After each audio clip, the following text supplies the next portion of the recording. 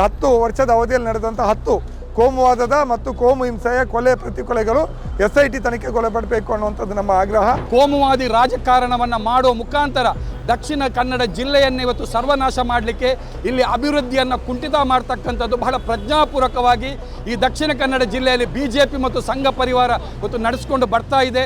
ನಿಜವಾದ ಪಾತ್ರಧಾರಿಗಳು ಮುಖ್ಯ ಅಲ್ಲ, ಸೂತ್ರಧಾರಿಗಳು ಯಾರು ಅವರ ಹೆಡೆಮುರಿ ಕಟ್ಟಿದಾಗ ಮಾತ್ರನೇ ದಕ್ಷಿಣ ಕನ್ನಡ ಜಿಲ್ಲೆಯಲ್ಲಿ ಸೌಹಾರ್ದತೆ ನೆಲೆಗೊಳ್ಳಲಿಕ್ಕೆ ಸಾಧ್ಯ. ಇವರು ಬಾಯಿ ಬಿಟ್ಟರೆ ಹೇಳೋದು ಹಿಂದೂ ಧರ್ಮದ ರಕ್ಷಣೆ, ಹಿಂದೂ ಧರ್ಮ ಅಪಾಯದಲ್ಲಿದೆ. ಅಲ್ರಿ, ನಾಚಿಕೆ ಆಗಬೇಕು. ನಿಮ್ಮದೇ ಸರ್ಕಾರ ಕಳೆದ 10 ವರ್ಷಗಳಲ್ಲಿ ಈ ದೇಶವನ್ನು ಆಳ್ತಾ ಇದೆ ನರೇಂದ್ರ ಮೋದಿ. ಈಗಲೂ ನೀವು ಹಿಂದೂ ಧರ್ಮಕ್ಕೆ ಅಪಾಯ ಇದೆ ಅಂತ ಹೇಳಿದ್ರೆ ರಾಜೀನಾಮೆ ಕೊಟ್ಟು ಬಿಸಾಕಿ. UT ಖಾದರ್ ಅವರೇ, ನಿಮ್ಮ ಪಾತ್ರ ಏನಿದೆ ಇದರೊಳಗಡೆಯಲ್ಲಿ? ಯಾಕೆ ಇಷ್ಟು ದಿವಸ ನೀವು ಬಾಯಿ ಮುಚ್ಕೊಂಡಿದ್ರಿ? ಇವತ್ತು ಮಾತಾಡ್ತಾ ಇದ್ದೀರಿ ಕೋಮು ನಿಗ್ರಹ ಪಡೆ ಬಂದ ಮೇಲೆ ಕ್ರಮ ತಗೋಬೇಕು ಅಂತ ಹೇಳ್ತಿದ್ದೀರಲ್ಲ. ಒಬ್ಬ ರೌಡಿ ಶೀಟರ್ ಕೊಲೆಯಾಗಂತ ಕೋಮು ದ್ವೇಷದಿಂದಾಗಿ ಪ್ರತೀಕಾರದ ಕೊಲೆ ಆದಂತ ಒಬ್ಬ ಮನುಷ್ಯ ಕೊಲೆ ಆಗಬೇಕಾಗಿರ್ಲಿಲ್ಲ. ಆದ್ರೆ ಆ ರೀತಿಯ ಮನುಷ್ಯ ಕೊಲೆ ಆಗಿರ್ತಂತದ್ದನ್ನ NIA ತನಿಖೆಗೆ ಒಳಪಡಿಸಿದ್ದಾರೆ ಅನ್ನುವಂಥದ್ದಿದೆಯಲ್ಲ. ಸುಹಾಸ್ ಶೆಟ್ಟಿಯ ಕೊಲೆ ಯಾವ ಭಯೋತ್ಪಾದನಾ ವಿಚಾರಕ್ಕೆ ಸಂಬಂಧಪಟ್ಟಂತದ್ದು? ಯಾವ ದೇಶದ ಆಂತರಿಕ ಭದ್ರತೆಗೆ ಅಪಾಯದ ಪ್ರಶ್ನೆ ಅದರಲ್ಲಿದೆ? ದಕ್ಷಿಣ ಕನ್ನಡ ಜಿಲ್ಲೆಯಲ್ಲಿ ಕಳೆದ ಈ ಅವಧಿಯಲ್ಲಿ ನಡೆದಿರುವಂಥ 3-4 ಕೊಲೆಗಳೇನಿದೆ, ರಿಕ್ಷಾ ಚಾಲಕ ಮೊಹಮ್ಮದ್ ಶರೀಫ್ ಇರ್ಬೋದು, ಹಾಗೆ ಸುಹಾಸ್ ಶೆಟ್ಟಿ ಕೊಲೆ ಮತ್ತು ರೆಹಮಾನ್ ಕೊಲೆ ಹಾಗೂ ಕುಡುಪು ನಡೆದಂಥ ಮಾಬ್ ಲಿಂಚಿಂಗ್ ಕೊಲೆಗಳನ್ನು ಇವತ್ತು ಒಂದು ಅಸಮಾನವಾಗಿ ನೋಡುವಂಥ ಒಂದು ವಿದ್ಯಮಾನ ಇದೆ. ಇದರಲ್ಲಿ ಸುಹಾಸ್ ಶೆಟ್ಟಿ ಕೊಲೆಯನ್ನು ಮಾತ್ರ NIA ಕೊಟ್ಟಿದ್ದಾರೆ ಮತ್ತು 3 ಕೊಲೆಗಳನ್ನು ಕೂಡ ಇವತ್ತು ಕಡೆಗಣಿಸ್ತಾ ಇದ್ದಾರೆ ಅನ್ನುವಂಥ ಒಂದು ಭಾವನೆ ಇದೆ. ಅದರಿಂದಾಗಿ ಈ 3 ಕೊಲೆಗಳು ಸಮಗ್ರ ತನಿಖೆ ಆಗಬೇಕು. ಅದರ ಜೊತೆಯಲ್ಲಿ ಕಳೆದ 10 ವರ್ಷ ಅವಧಿಯಲ್ಲಿ ಲಾಸ್ಟ್ ಸಿದ್ದರಾಮಯ್ಯ ಸರ್ಕಾರದ ಅವಧಿಯಲ್ಲಿ ಬೆಲ್ಲಾರೆಯ ಮಸೂದು, ಪ್ರವೀಣ್ ನೆಟ್ಟಾರು ಮತ್ತು ಸುರತ್ಕಲ್ ಫಾಜಿಲ್ ಕೊಲೆ ಆಗಿತ್ತು.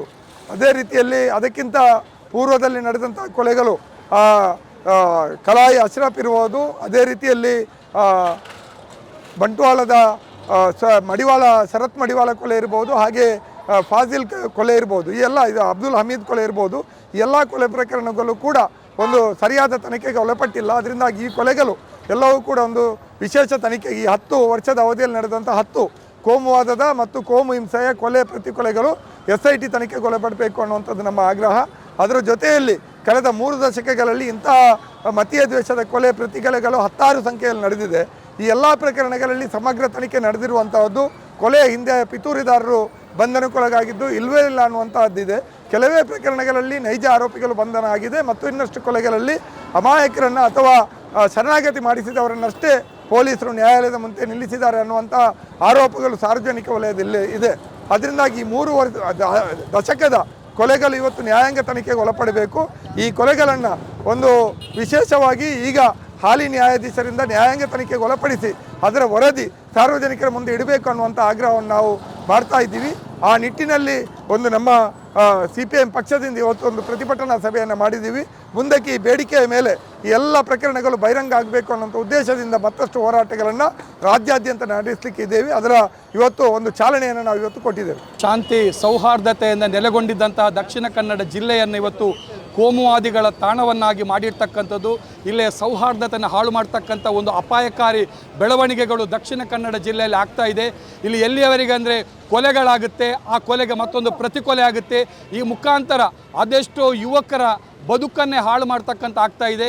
ಇವತ್ತು ಕೋಮುವಾದಿ ರಾಜಕಾರಣವನ್ನು ಮಾಡುವ ಮುಖಾಂತರ ದಕ್ಷಿಣ ಕನ್ನಡ ಜಿಲ್ಲೆಯನ್ನು ಇವತ್ತು ಸರ್ವನಾಶ ಮಾಡಲಿಕ್ಕೆ, ಇಲ್ಲಿ ಅಭಿವೃದ್ಧಿಯನ್ನು ಕುಂಠಿತ ಮಾಡ್ತಕ್ಕಂಥದ್ದು ಬಹಳ ಪ್ರಜ್ಞಾಪೂರ್ವಕವಾಗಿ ಈ ದಕ್ಷಿಣ ಕನ್ನಡ ಜಿಲ್ಲೆಯಲ್ಲಿ BJP ಮತ್ತು ಸಂಘ ಪರಿವಾರ ಇವತ್ತು ನಡೆಸ್ಕೊಂಡು ಬರ್ತಾ ಇದೆ.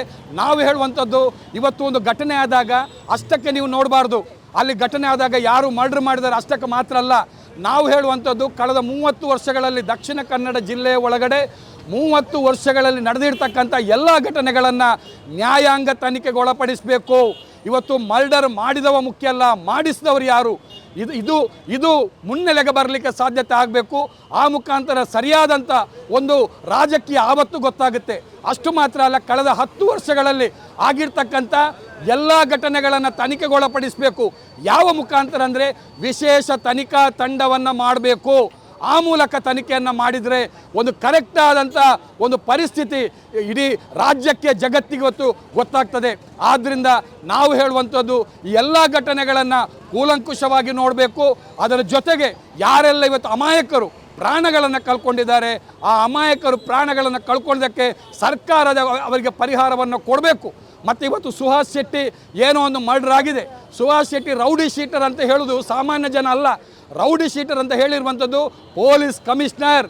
ಯಾಕಂತ ಹೇಳಿದರೆ ಅನೇಕ ಕೊಲೆ ಮಾಡಿರ್ತಕ್ಕಂಥ ಕೇಸುಗಳಿದೆ, ಕ್ರಿಮಿನಲ್ ಚಟುವಟಿಕೆಗಳಲ್ಲಿ ಆತ ಭಾಗಿಯಾಗಿ ಆತ ಏನು ಹಿಂದುತ್ವದ ನಾಯಕ, ಹಿಂದೂ ನಾಯಕ ಅಂತ ಇವತ್ತು ಏನು ಬೊಗಳೆ ಬಿಡ್ತಾ ಇದ್ದಾರೆ. ಅದೇ ಸುಹಾಸ್ ಶೆಟ್ಟಿ ಕೀರ್ತಿ ಅಂತಕ್ಕಂಥ ಒಂದು ದಲಿತ ಯುವಕನನ್ನು ಮರ್ಡರ್ ಮಾಡಿದ್ದಾನೆ. ಏನೂ ತಪ್ಪಿಲ್ಲ, ಅವನನ್ನು ಮರ್ಡರ್ ಮಾಡಿದ್ದಾನೆ. ಫಾಜಿಲ್ ಅಂತಕ್ಕಂಥ ಒಬ್ಬ ಅಮಾಯಕ ಯುವಕನನ್ನು ಇದೇ ಸುಹಾಸ್ ಶೆಟ್ಟಿ ಮರ್ಡರ್ ಮಾಡಿದ್ದಾನೆ. ಹಾಗಿರುವಾಗ ಅನೇಕ ಘಟನೆಗಳಿದೆ. ಹಾಗಿರುವಾಗ ರೌಡಿ ಶೀಟರ್ ಹೇಳಿರುವಂಥದ್ದು ಪೊಲೀಸ್ ಇಲಾಖೆ, ಸಾಮಾನ್ಯ ಜನ ಹೇಳಿದ್ದಲ್ಲ. ಇದು ಅನೇಕ ಘಟನೆಗಳಿದೆ. ಆದ್ದರಿಂದ ನಾವು ಹೇಳುವಂಥ ಎಲ್ಲವುಗಳನ್ನು ಕೂಡ ತನಿಖೆಗೆ ಒಳಪಡಿಸಬೇಕು. ನಿಜವಾದ ಪಾತ್ರಧಾರಿಗಳು ಮುಖ್ಯ ಅಲ್ಲ, ಸೂತ್ರಧಾರಿಗಳು ಯಾರು ಅವರ ಹೆಡೆಮುರಿ ಕಟ್ಟಿದಾಗ ಮಾತ್ರನೇ ದಕ್ಷಿಣ ಕನ್ನಡ ಜಿಲ್ಲೆಯಲ್ಲಿ ಸೌಹಾರ್ದತೆ ನೆಲೆಗೊಳ್ಳಲಿಕ್ಕೆ ಸಾಧ್ಯ, ದಕ್ಷಿಣ ಕನ್ನಡ ಜಿಲ್ಲೆ ಅಭಿವೃದ್ಧಿ ಆಗಲಿಕ್ಕೆ ಸಾಧ್ಯ. ಇವತ್ತು ಕಳೆದ 35 ವರ್ಷಗಳಲ್ಲಿ ಈ ಜಿಲ್ಲೆಯಲ್ಲಿ ಎಂಪಿಗಳಲ್ಲಿ ಗೆದ್ದವರು ಯಾರು? ಇದೇ BJP. ಇವತ್ತು ಅಭಿವೃದ್ಧಿಗಳನ್ನು ಮಾಡ್ತಾ ಇಲ್ಲ. ಇವತ್ತು ಕೋಮುವಾದಿ ರಾಜಕಾರಣದಿಂದ ದಕ್ಷಿಣ ಕನ್ನಡ ಜಿಲ್ಲೆಯನ್ನು ಸರ್ವನಾಶ ಮಾಡಿಬಿಟ್ಟಿದ್ದಾರೆ. ಇಲ್ಲಿನ ಯುವಕರಿಗೆ ಕೆಲಸ ಕೇಳ್ತಾ ಇದ್ದಾರೆ, ಉದ್ಯೋಗ ಕೇಳ್ತಾ ಇದ್ದಾರೆ, ಉದ್ಯೋಗ ಕೊಡ್ತಾ ಇಲ್ಲ. ಇಲ್ಲಿನ ದಕ್ಷಿಣ ಕನ್ನಡ ಜಿಲ್ಲೆಯ ಜನರಿಗೆ ಆರೋಗ್ಯ ಸಿಗ್ತಾ ಇಲ್ಲ, ಈ ಜಿಲ್ಲೆಯ ಜನರ ಮಕ್ಕಳಿಗೆ ಶಿಕ್ಷಣ ಸಿಗ್ತಾ ಇಲ್ಲ. ಇದರ ಬಗ್ಗೆ ಚಕಾರ ಶಬ್ದ ಮಾತಾಡ್ತಾ ಇಲ್ಲ. ಇವರು ಬಾಯಿ ಬಿಟ್ಟರೆ ಹೇಳೋದು ಹಿಂದೂ ಧರ್ಮದ ರಕ್ಷಣೆ, ಹಿಂದೂ ಧರ್ಮ ಅಪಾಯದಲ್ಲಿದೆ. ಅಲ್ರಿ, ನಾಚಿಕೆ ಆಗಬೇಕು. ನಿಮ್ಮದೇ ಸರ್ಕಾರ ಕಳೆದ 10 ವರ್ಷಗಳಲ್ಲಿ ಈ ದೇಶವನ್ನು ಆಳ್ತಾ ಇದೆ ನರೇಂದ್ರ ಮೋದಿ.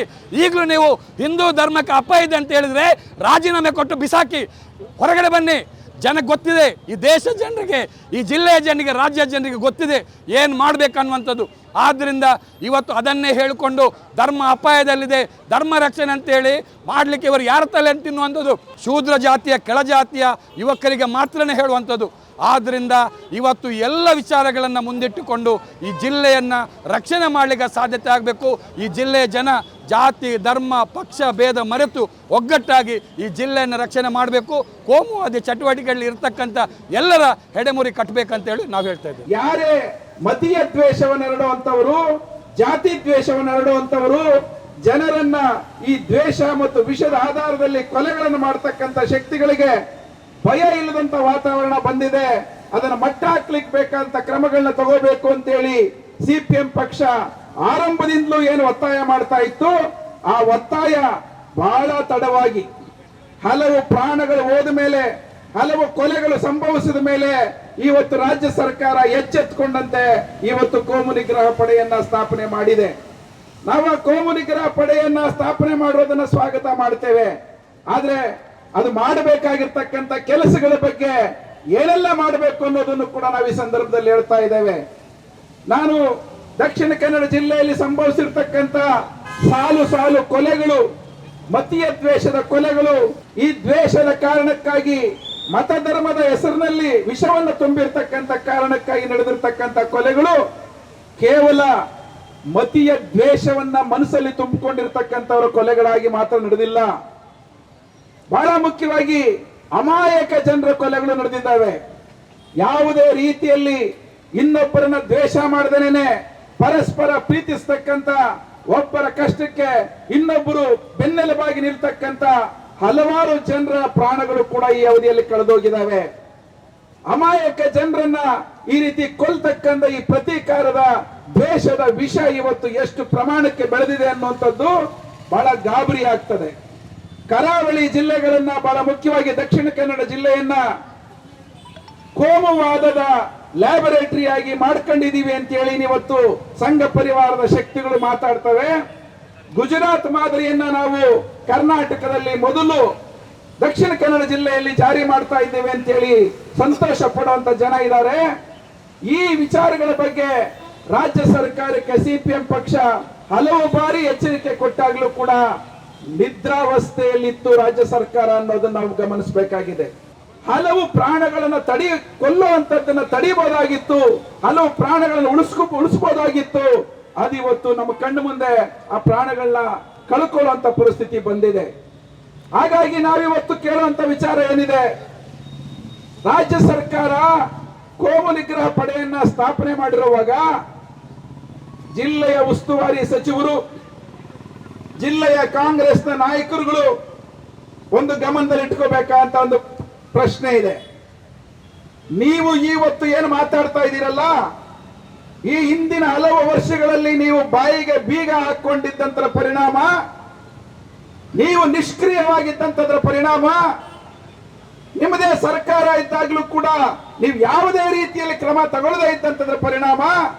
ಅಷ್ಟು ಮಾತ್ರ ಅಲ್ಲ, ಪರೋಕ್ಷವಾಗಿ ನೀವು ಈ ರೀತಿ ಕೊಲೆಗಳನ್ನ ನಡೆಯುವಂತದನ್ನ ಕಣ್ಣು ಮುಚ್ಚಿ ನೋಡಿಕೊಂಡು ಆ ರೀತಿ ನಡಿಲಿಕ್ಕೆ ಅವಕಾಶ ಕೊಟ್ಟಿದ್ದೀರಿ ಅನ್ನುವಂತ ರೀತಿಯಲ್ಲಿ ಅನುಮಾನ ಬರುವಂತ ಪರಿಸ್ಥಿತಿ ಇದೆ ನಮಗೆ ಇವತ್ತು. ನಮ್ಮ UT ಖಾದರ್ ಅವರಿದ್ದಾರೆ ಸ್ಪೀಕರ್, ಅವರಿಗೆ ನಾವು ಎಚ್ಚರಿಕೆಯ ಮಾತುಗಳನ್ನ ಹೇಳಬೇಕಾಗಿ ಬಂದಿದೆ ಇವತ್ತು. UT ಖಾದರ್ ಅವರೇ, ನಿಮ್ಮ ಪಾತ್ರ ಏನಿದೆ ಇದರೊಳಗಡೆಯಲ್ಲಿ? ಯಾಕೆ ಇಷ್ಟು ದಿವಸ ನೀವು ಬಾಯಿ ಮುಚ್ಕೊಂಡಿದ್ರಿ? ಇವತ್ತು ಮಾತಾಡ್ತಾ ಇದ್ದೀರಿ ಕೋಮು ನಿಗ್ರಹ ಪಡೆ ಬಂದ ಮೇಲೆ ಕ್ರಮ ತಗೋಬೇಕು ಅಂತ ಹೇಳ್ತಿದ್ದೀರಲ್ಲ. ಈ ಹಿಂದೆ ಇದ್ದಂತ ಪೊಲೀಸ್ ಅಧಿಕಾರಿಗಳು ಅತ್ಯಂತ ನಿಷ್ಕ್ರಿಯವಾಗಿರ್ಲಿಕ್ಕೆ ಅಷ್ಟು ಮಾತ್ರ ಅಲ್ಲ, ಕೋಮು ದ್ವೇಷವನ್ನು ಹರಡ್ತಾ ಇದ್ದಂತ ಕೋಮು ವಿಷಶಕ್ತಿಗಳು ಯಾರಿತ್ತು ಅವರಿಗೆ ಕೂಡ ಪರೋಕ್ಷವಾಗಿ ಬೆಂಬಲ ಕೊಡೋ ರೀತಿಯಲ್ಲಿ ನಿಮ್ಮ ನಡೆ ಇರಲಿಲ್ವಾ? ಯಾಕೆ ಆ ರೀತಿ ನಡ್ಕೊಂಡ್ರಿ ನೀವು? ಅವರಿಗೂ ನಿಮಗಿರ್ತಕ್ಕಂಥ ಸಂಬಂಧ ಏನು? ಈ ಸಂಬಂಧಗಳು ಇವತ್ತು ಸ್ಪಷ್ಟವಾಗಿ ಬಯಲಾಗದೇ ಇದ್ರೆ ಕೋಮು ನಿಗ್ರಹ ಪಡೆಯ ಕೆಲಸವೂ ಸರಿಯಾಗಿ ನಡೆಯಲ್ಲ. ಈಗ ಈ ಕೋಮು ನಿಗ್ರಹ ಪಡೆ ಅದು ಯಾವುದೇ ಮಧ್ಯಪ್ರವೇಶಗಳಿಲ್ಲದೇನೆ, ಬೇರೆಯವರ ಹಸ್ತಕ್ಷೇಪಗಳಿಲ್ಲದೇನೆ ನಡೀಬೇಕು ಅಂತಂದ್ರೆ ನಿಮ್ಮ ನಡವಳಿಕೆಗಳನ್ನು ಕೂಡ ಎಚ್ಚರಿಕೆಯಿಂದ ನೀವು ತಿದ್ದುಕೋಬೇಕಾಗಿದೆ. ಇಲ್ಲ ಅಂದ್ರೆ ಕೋಮು ನಿಗ್ರಹ ಪಡೆ ಸರಿಯಾಗಿ ಕೆಲಸ ಮಾಡಕ್ಕಾಗಲ್ಲ. ಆದ್ರಿಂದಾಗಿ ಹಿಂದೆ ನೀವು ಏನ್ ನಿರ್ಲಕ್ಷ್ಯವನ್ನು ವಹಿಸಿದ್ರಿ ಅದರ ಬಗ್ಗೆ ಕನಿಷ್ಠ ಪಶ್ಚಾತ್ತಾಪವನ್ನಾದ್ರೂ ನೀವು ಪ್ರಕಟಿಸಬೇಕು ಹೊರಗಡೆಯಲ್ಲಿ. ಬಿಜೆಪಿಯವರು ತಮ್ಮ ಕೇಂದ್ರದ ಅಧಿಕಾರವನ್ನು ಬಳಸಿಕೊಂಡು ಸುಹಾಸ್ ಶೆಟ್ಟಿ ಕೊಲೆ ಪ್ರಕರಣವನ್ನ NIAಗೆ ವಹಿಸಿದ್ದಾರೆ.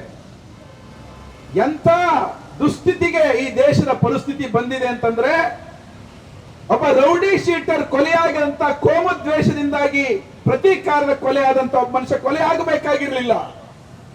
ಆದ್ರೆ ಆ ರೀತಿಯ ಮನುಷ್ಯ ಕೊಲೆ ಆಗಿರ್ತಂತದ್ದನ್ನ NIA ತನಿಖೆಗೆ ಒಳಪಡಿಸಿದ್ದಾರೆ ಅನ್ನುವಂಥದ್ದಿದೆಯಲ್ಲ, ಎರಡು ಪ್ರಶ್ನೆಗಳನ್ನು ನಾವು CPM ಪಕ್ಷವಾಗಿ ಕೇಳಕ್ ಬಯಸ್ತೀವಿ. NIA ತನಿಖೆ ಅನ್ನುವಂಥದ್ದನ್ನು ಯಾವ ಸಂದರ್ಭದಲ್ಲಿ ಬಳಸೋದು, ಯಾವ ಸಂದರ್ಭದಲ್ಲಿ NIA ತನಿಖೆಗೆ ಆದೇಶ ಮಾಡೋದು? ಒಂದು ದೇಶದ ಆಂತರಿಕ ಪರಿಸ್ಥಿತಿಯನ್ನ ದುರ್ಬಲಗೊಳಿಸ್ತಕ್ಕಂಥ ಭಯೋತ್ಪಾದನಾ ಚಟುವಟಿಕೆಗೆ ಪ್ರೇರಣೆ ಕೊಡ್ತಕ್ಕಂಥ ಸಂದರ್ಭಗಳಲ್ಲಿ ಅಂತ ಪ್ರಕರಣಗಳಾಗಿದ್ರೆ NIA ತನಿಖೆಗೆ ಒಳಪಡಿಸೋದು. ಸುಹಾಸ್ ಶೆಟ್ಟಿಯ ಕೊಲೆ ಯಾವ ಭಯೋತ್ಪಾದನಾ ವಿಚಾರಕ್ಕೆ ಸಂಬಂಧಪಟ್ಟಂತದ್ದು? ಯಾವ ದೇಶದ ಆಂತರಿಕ ಭದ್ರತೆಗೆ ಅಪಾಯದ ಪ್ರಶ್ನೆ ಅದರಲ್ಲಿದೆ? ಏನಿದೆ ಅದರೊಳಗಡೆಯಲ್ಲಿ? ಸುಹಾಸ್ ಶೆಟ್ಟಿಯನ್ನ ಕೊಲೆ ಮಾಡಿರ್ತಕ್ಕಂಥವನ್ನ ನಿರ್ದಾಕ್ಷಿಣ್ಯವಾಗಿ ಕ್ರಮ ತಗೋಬೇಕು ಅಂತೇಳಿ ನಾವು ಒತ್ತಾಯ ಮಾಡ್ತೀವಿ. ಆದ್ರೆ ಒಂದು ಕೊಲೆಯ ಪ್ರಕರಣವನ್ನ ಭಯೋತ್ಪಾದನೆ ಮತ್ತು ಆಂತರಿಕ ಭದ್ರತೆಗೆ ಧಕ್ಕೆ ಅನ್ನೋಂಥ ರೀತಿಯಲ್ಲಿ NIA ತನಿಖೆಗೆ ಒಳಪಡಿಸೋದು ಅಂತಂದ್ರೆ ಏನಾದ್ರೂ ಈ ಕೇಂದ್ರ ಸರ್ಕಾರಕ್ಕೆ ಮೆದುಳಿದೆಯಾ ಅಥವಾ ಕೆಲಸ ಮಾಡ್ತಿದ್ಯಾ ಅನ್ನುವಂಥ ಪ್ರಶ್ನೆ ಇವತ್ತಿದೆ.